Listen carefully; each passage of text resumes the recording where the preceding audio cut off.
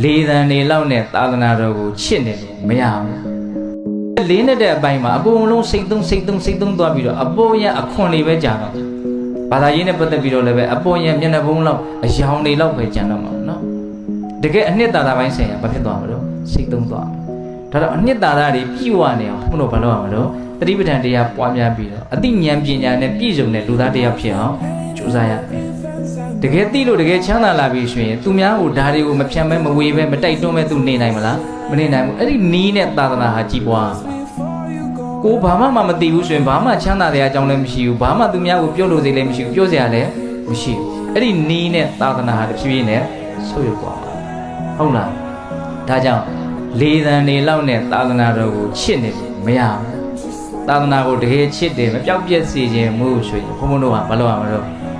သတိပဋ္ဌာန်တရားကိုပွားများပိုက်ဆံရှိရမယ်လို့ပြောဘူးနော်ပိုက်ဆံနဲ့သာသနာကိုစောင့်ရှောက်လို့မရ